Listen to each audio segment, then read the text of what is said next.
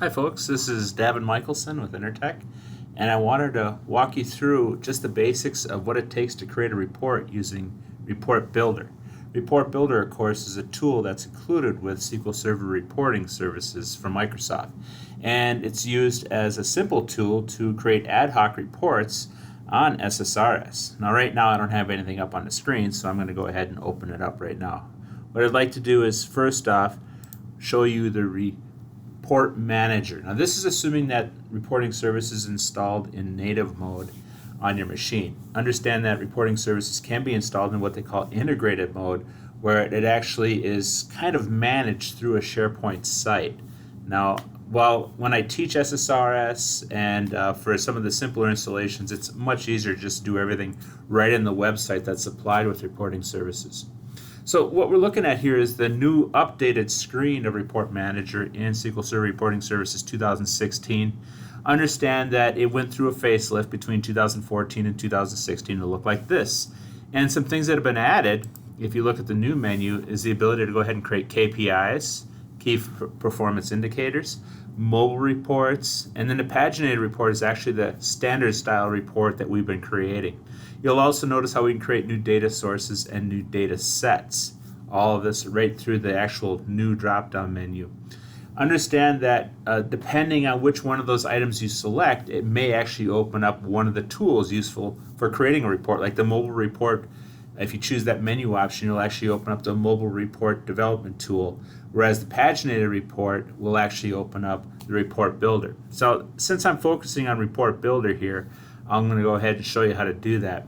But before I dive into that, just so you guys know what kind of update happened here, it used to look differently from SQL 2008 R2 to 2012 and to 2014. It looks something like this. This is the actual Report Manager. Now you can see that it does look quite a bit different, and this was actually the second version of Report Manager. The original Report Manager that came out with SQL 2005 was more goldenrod and blue colored. It was pretty nice, and it had a nice navigation system, but I don't think it was a coincidence that when it created the 2008 R2 edition, 2012 and 2014, it looks a little bit SharePointy, a little bit more like SharePoint with the light blue tint and so forth, and the smaller menu options and what have you. So it can be seen on a little bit larger resolution screen. Notice that right at the top center we have a button for Report Builder, and this of course was intended for us to go ahead and launch Report Builder, and you can click on that button and it will open up Report Builder. Report Builder is meant to be a layman's tool for creating reports, something that's perhaps a professional report developer will not use. Thus, when you start it up, it immediately flashes up a screen here telling us, hey, here's 3 different wizards you can use for creating portions of your report, such as the table or matrix wizard, the chart wizard, or the map wizard, depending on the type of report you need to create. Okay, and that's why it shows it up. Also, when this originally was created in Report Builder 2 and newer, they put a circle up here in the corner, which made it feel like an Office application. If you recall with Office 2007 and newer, they started putting a circle up here and they got rid of the standard file, edit, and so forth drop-down menus. Remember, the circle is a menu option. And as you can see here, I clicked on it and I get those options like that. Report Builder 2.0 and newer, so long as you're using at least 2.0, looks a lot like this, and most of them have relatively the same capabilities. Report Builder 1.0, if you're still using that back at the office in 2005 or 2008, it's an extremely anemic version of Report Builder that requires you to build your reports based on something called models. Models are actually gone away starting in SQL 2012. We no longer have models, and you'll notice in the newer development tools such as SQL Server Data Tools that models are no longer there. Instead, what we have as a replacement for them are shared data sets. Okay, so you can see that this is a nice blue editor here, and it gives me 3 different tabs for working with the data regions, and also I can choose what it is I want to see, and I usually check this box for properties, which will show up on the right to give me details of what I'm clicking on. Like if I click on this text box, I get those properties. Okay, and you got to click right on the line to get to it, but then I can get to the report title and see those properties. Now, one thing that Microsoft did change with the newer version, let me go ahead and minimize this, and I'll come back into here, And we talked a little bit about the mobile report. There's a way of creating key performance indicators. Paginated report, if I click on this is actually going to open up Report Builder. And there's this warning here coming up from Microsoft Edge saying, "You sure you want to switch apps?" Well, yes, I do. And this will launch Report Builder 2016. It's kind of interesting with the version numbers. Microsoft originally was versioning them 1, 2, and 3, but then they suddenly decided numbering them based on the version of SQL Server that supported them. So you'll see Report Builder 2012, Report Builder 2014, and 2016. Now you can either use the one that's installed with SQL Server reporting services, or you can actually download it directly from Microsoft. And if you download it and install it directly from Microsoft, you'll notice it'll be available right off the old start menu, and then you'll be able to go ahead and run that. Understand that if you go to the website and download it, you'll be guaranteed you'll be getting the latest version. Be careful though, sometimes Microsoft has actually had multiple versions of Report Builder available for download, so make sure you get in the latest version number. See, this is a nice thing. If you launch it off the start menu, then you don't have to open up Report Manager and then click the button to launch it. You can always do this instead. Okay. Oh, Report Builder help is a lie. By the way, it's neat. You might think, oh, I'm going to get the documentation if I download and install it. Yeah, when you open it up, it says, yeah, go online and look at the help. So this is kind of a lie. And then when it brings you to the help, it's about how to install SQL 2014, which has nothing to do with Report Builder. So make sure you get into the right version if you're in SQL 2016, and then you can get into the tutorials, for example, and then you can even get into reporting services, and finally even Report Builder tutorials. If you dig far enough down, you can find where the help is or where the tutorials are for this product. Understand that Report Builder, though, since 3.0 was released, or even 2.0 for 2008, understand that it largely is the same across all the versions. I know that sometimes my students are very adamant about having the absolute latest version of a particular tool, but things really didn't change that much. So here we are, we're looking at Report Builder here in 2016, and one of the things you'll notice right away is we don't have that light cyan or light sky blue color anymore. And if you actually check it out in the Microsoft documentation, they said they modernized the appearance of the tool, and they did that by making it black and white. This feels like the opposite of what they did with televisions. Back in the 70s when it was modernized, we went to color. But lately Microsoft's been stripping color out to make it more modern looking. I guess, charcoal cars out there today and whatever. Anyways, here we have Report Builder, and you can see, again, we get the same wizards. So as you saw with 2012, 2014, 2016, we get the same wizards that allow us to go ahead and help us create a report. Now understand that there's 3 major pieces to every single report.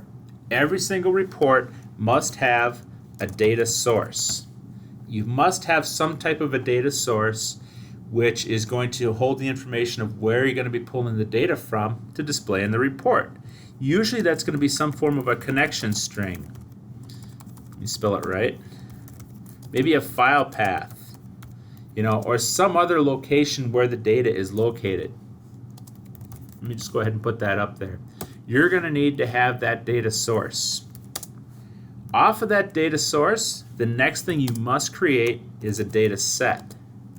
The data set is actually the query or the name of the stored procedure or whatever it is that you're actually going to use to pull the data from your data source. Understand that a data set has to be based on your data source. If you try to create a data set, the very first question it'll ask you is it'll say, what data source are you using? So if you even try to jump ahead and say, well, I'm going to skip the data source portion, I'm going to create a data set, then it's going to say, all right, which data source are you using? And you'll have to go through and actually create a data source anyways. So you have to do this. You have to create the data source. So this is going to be our query, maybe our SPROC, that's what the cool kids call these stored procedures, or any kind of something like that that's going to pull the information in. Finally, in a report, you're going to need a data region. These are the 3 things you need. The data region is actually the control that displays the data. And that's usually going to be a table, matrix, or maybe a list control. So these are the 3 different types of data regions that we have. So again, you must do them in this order.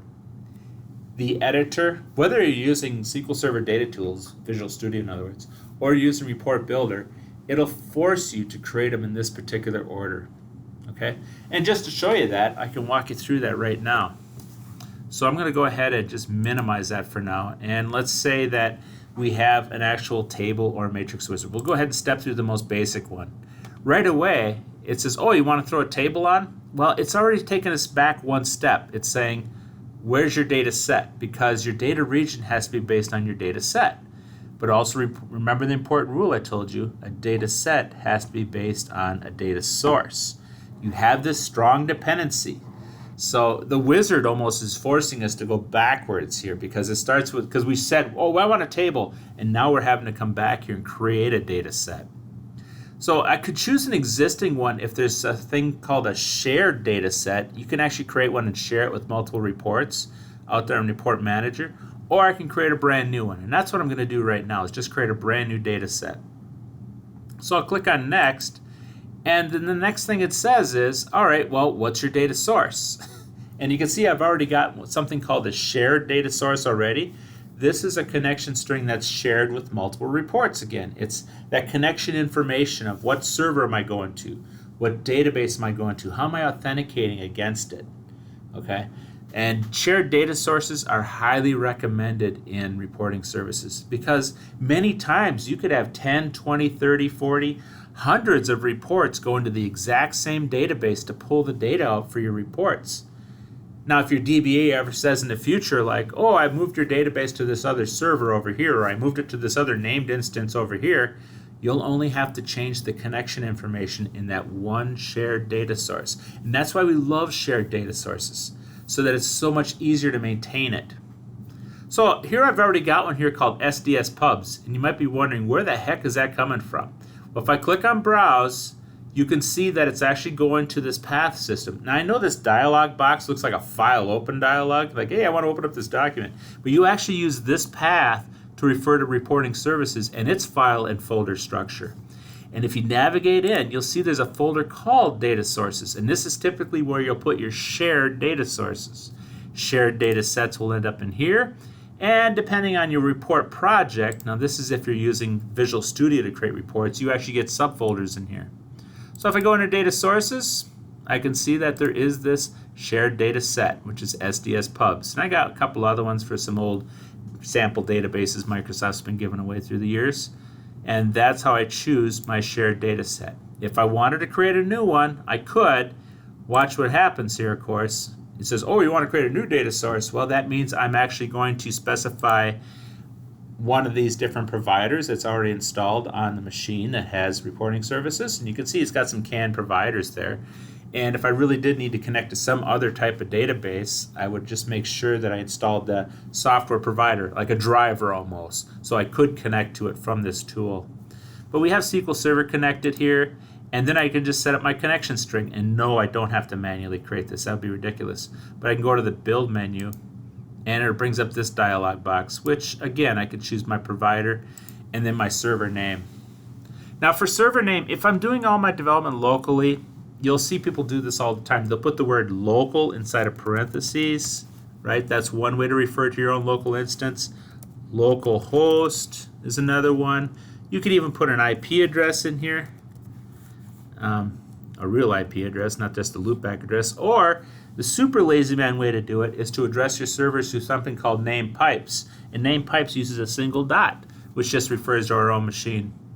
More than likely, when you're pulling out reports, you're going to be pulling them from a different machine. And so you'll need to know what the name of that machine is. And if that SQL Server instance, if it is SQL Server, if it is a named instance and not the default instance, you might have to specify that as well. So if I put a dot there, automatically this becomes populated with all kinds of different databases that I have available, right? So I've got Northwind, Pubs, and I'm not going to use Report Server TempDB. By the way, this guy here is ultimately, when I publish and save my reports, this is where they're all going to end up. And it's a DBA's job to make sure that that guy is backed up. The other database isn't nearly as important because that one's just used for caching and temporary storage. But Report Server is ultimately the destination for everything that I create in Report Builder.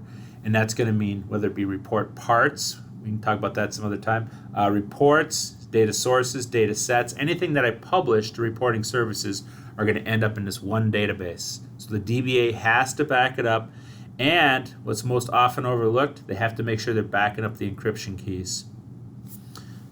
Okay, so I could choose like pubs and then go through and click OK and give it a meaningful name, and set up this data source connection. The credentials, of course, you can choose to use a Windows current user, and you could also store credentials or prompt for credentials. The only time you do not use credentials, it might be if you're connecting to an Access database. The prompt for credentials, your users are just going to love you for that, because every time they want to open a report, they got to enter their credentials.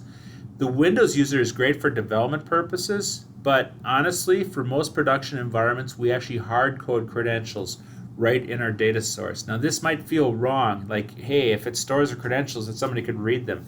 Well, don't worry, they will be encrypted as part of the inside of the database. You see, you have to actually embed the credentials in your data source if you ever plan on using things such as caching for higher performance reports, for snapshots where reports are created automatically on a schedule, and even for subscriptions where reports can be automatically delivered to your users on a regular basis.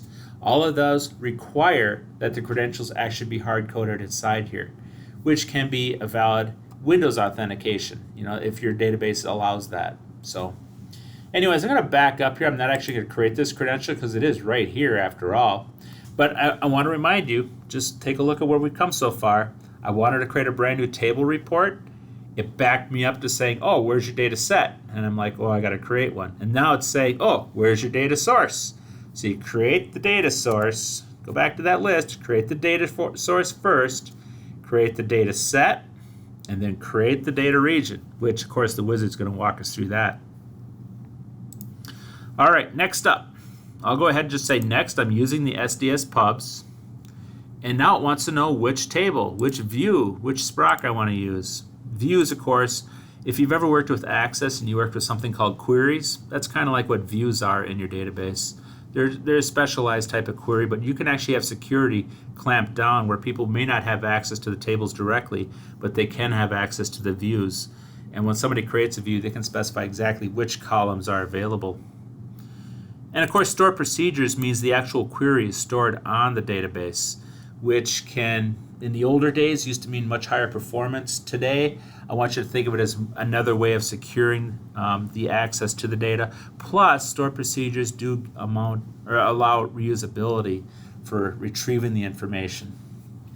Okay, so I'm going to go ahead and just choose the authors table. I mean, I could be much more specific in choosing exactly which columns from the author table I want to use. And in this wizard here, you can see that it's giving me some options. Like here's the actual field names and whether or not aggregate means if I want to group the data. And then I can see any filters. Maybe I want to do a where clause, in other words. Having some understanding of the Transact SQL or the SQL query language can be really helpful. Like when we have our SSRS class at Intertech, I teach that 3-day class Wednesday through Friday, but then on Monday, Tuesday, I have a beginning SQL class because I feel it is so important that the SSRS developers have the fundamentals, the 6 major pieces to a select statement. So we do have a 2-day class on just that, but sometimes we have students take the 2-day and then come right on into the 3-day SSRS class that we have. Okay, so I can apply a filter and choose to filter some of the results coming back. Now I know that this table is tiny. It only has, 50 records in it, so I'm not even going to apply that. They do have a run query here where I could just see the results. You can see all the different columns coming back and the amount of data coming back, which is pretty cool. And remember, with the applied filter, I could say where state equals California. I could go ahead and just apply that by adding a filter. So I'm going to hit the next button. And then right away it wants to know what do you want to actually have for values. Now I've got column groups and I've got row groups. Now if I just do row groups, this is really going to be a table. It's going to be a special data region that's just going to be a table. As soon as you sneak up into column groups where you're grouping on columns across the top, that's more of a pivot style report, and I want you to know that all of a sudden becomes more of what they call a matrix report. If you stick with just values, well, that's a table or what they call a banded report. It's still a table if you just go with row groups, but when you sneak up to column groups, that's when we really become a matrix. So first off, I want everything here just to come on down to values. So I just drag and drop it down here. And I can see there's a little drop-down menu here, and that is if I actually want to add up something. Like if there was a numeric value, like maybe we're adding up the cost or prices or something, you can see some of these different functions that can be applied. As you become more advanced with SSRS, you'll actually see these same functions again, and you have direct control over how they're going to be actually adding columns or rows. So I'll click on Next, and you can see how it's showing all that information right here. Do I want to show subtotals? Well, I'm not adding authors, which would be kind of ridiculous, right? You know, so you can just see that we have our column headers here, and we have the actual values here. Choosing the layout. Preview the report. And of course, it just says preview. You can customize the content after you finish the wizard. And that's important, folks. Understand that a wizard's just to get you up and running, but then you can go back, and I always like to tell people, whenever you step through any wizard, your job is to make it look like you didn't use a wizard. Okay? Like I remember 15 years ago in the web world, everybody was using front page to create a website. And of course, you could always identify those sites out on the internet. You'd be out browsing the web and like, oh, there's another front page site. And I always tell people, our job is to make it so it doesn't look like a front page site. Same thing here. Here's another wizard. Great looking report. You can do a lot more with it once you actually work on it here in the Report Builder tool. Okay. Now, one of the new things with 2016 right away is you'll notice there's a special parameters block up here. This is for more advanced reports where you want to allow the user to configure what exactly they're seeing. For example, if you wanted to allow the user to see orders between such and such date, or you want to see customers just in a certain state, you could add parameters to it. And that's a more advanced feature we cover in the class. But up here, this new grid, this is only with 2016, you can actually choose how they're laid out at the top of the report when somebody goes to view the report, which is pretty exciting. In this particular tool, if I want to actually run the report, they give me a big old run button here. And this will go ahead and request the information. And there it is. It's showing up right here in Report Builder. Okay? So I've got it showing up. And remember, some people get a little confused, like, how do I go back? Well, that's the design button. The design button will bring you back. And then remember what I said about data sources and data sets? They're available here in this almighty important report data window. Here's our data source, which is that shared data source called SDS pubs. And here's our data set, which I probably should give it a better name than Dataset 1 because this is querying all the authors. Like I might double click it and actually give it a better name right here, like DST authors. And there's my select statement. Remember, I stepped through that wizard and I just said, yeah, just add them all here. Now there is a special query designer if I do want to refine this. Like if I did want to come in here and make changes to it again, I can still do that. But there, so now I've got that set up, and then here is the control that I'm using, and this happens to be a table control. If I click up here in the left-hand corner, I'll see that this plus sign shows up, and then it actually just says tablets, and that might be a little bit confusing. Why is it called a tablets? Well, if I go back to my Insert tab up here at the top, these are the three. They're all the exact same control. They're called a tablets control. The word tablets comes from the combination of table and matrix. And I think they thought it was cooler to say tablets rather than Mabel. I don't know. Anyways, that's where they come up with the tablets name. List is also a tablets control. Whichever one of these three, if you decide to manually create a report, you can drag and drop it in. And then it'll actually be a tablets control with a different starting view. And that's why you'll notice up here in the corner, I can always right click and go into tablets properties. Now this is a data region, and one of the things about data regions is they have to be tied to a data set. Again, coming back to that relationship, data source, data set, data region, and that's what we have here, folks. We have the data region. Cancel, leave that alone.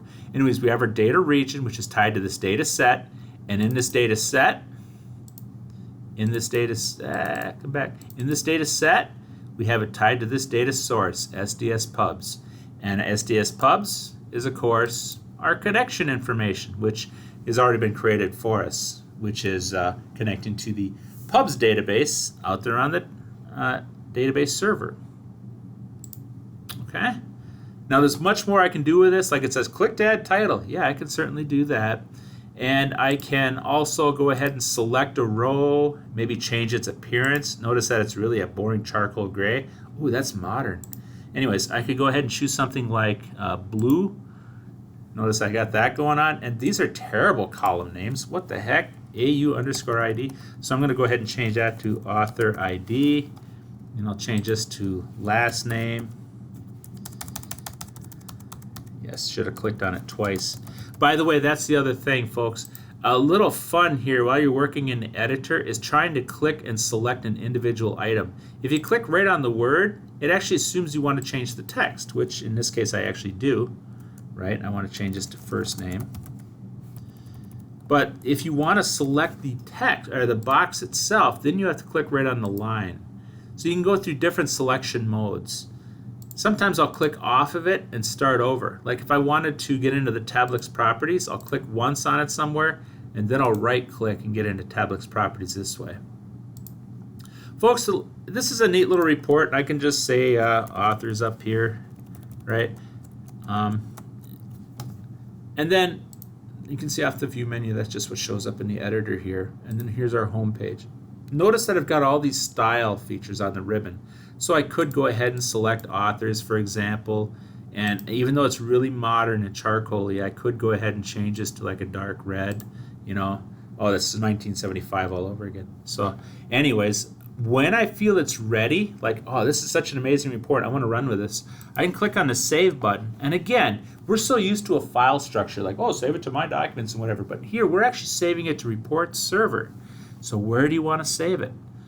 So maybe I want to just go ahead and save it right here in the root. I could go into a folder called Test, give it a meaningful name. The RDL file extension, I want you to know that the file you're saving is just a good old-fashioned text file. It actually contains something called XML, something you could open up in Notepad if you really had to.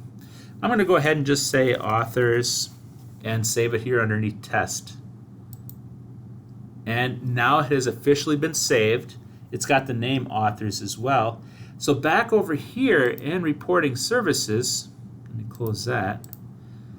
I may want to refresh the browser just to wake it up. Go into the test folder. Okay, and there is the report. And you can see the results here. How we have our column headers, how it took on the style. And it's located in the test folder. See, that's one thing that's really nice is we do have that breadcrumb navigation working for us. We can always go back to home. We can see our data sources here. The Datasets folder, I want you to know this is if you want to store your query and share it with multiple reports. That can be used as well. If I go in here to the Datasets, you can see I've got a couple of shared datasets, one for products, one for employees. Understand that shared datasets have to be based on shared data sources. Understand that sharing either one of these is not mandatory. A report can be created with a data source embedded in it and a data set embedded with it that's based on that data source. You always have that option, but again, think about the future. If you have 50 reports out there with their own data sources stored inside of them and their data sets stored inside of them, and then you have no reusability in the data sets, but then the boss changes it or your DBA changes where you're going to be pulling data from, or maybe even changing a password on a login account, then you're going to have to change all 50 reports. You're going to have to go in there and make that modification. So that's just a little bit of a primer on what you can do with Report Builder. Intertech offers a class just on using Report Builder, which is meant for perhaps non-professional report developers, people who need to create ad hoc reports on the fly. But we also have a little bit more advanced class where we actually use a separate tool, which is called Visual Studio. Technically, we never actually say Visual Studio. We call it SSDT, SQL Server Data Tools, which is a replacement for the old tool that we used to call, which was BIDS, Business Intelligence Development Studio. BIDS was used for SQL 2005, 2008, and 2008 R2. They renamed it to SSDT because they thought it would roll off the tongue. Instead of saying BIDS, we now say it SIDIT. Anyways, if I choose a new project inside of here, you'll see that the user interface at first may be a little daunting or scary to people not used to Visual Studio, but it actually offers the exact same windows that you saw in Report Builder. And understand that, if I go in here and choose a report server project, understand that some capabilities are only available here in SSDT, and some capabilities are only available in Report Builder. There's less wizards here, folks, but at the same time, you have the ability to have a folder full of reports, and you can just switch between the reports right here. And then when you're done, you could take 100 reports and deploy them all at once. You can also create shared data sources and shared data sets here. And if I go ahead and add a brand new item, which is going to be a report, going ahead and firing this up, you'll see that we'll have a report data window over on the left. Here, we'll just leave it as report. And we'll have our property window to the right and the same designer. So I'm going to pin that open. And sure enough, here's our data sources and data sets. Here's our parameter area. Now you'll notice that we don't have the ribbon for the cool controls. Instead, they're available in the toolbox. There they are, the same exact data regions, if you will. Table, matrix, rectangle. There are some other options in here that are also available back over in Report Builder that I didn't really cover. Like some of these have nothing to do with displaying data, like the line control, or perhaps using the the rectangle. These are just meant as something to add a visual. You do have images and some of these other controls which can add a lot to your report. All right, text boxes are extremely important. We use them everywhere. Okay, folks, so I hope this has been a great little primer into using Report Builder and getting you started with the Report Wizard. And I hope this helps. All right, have a good one.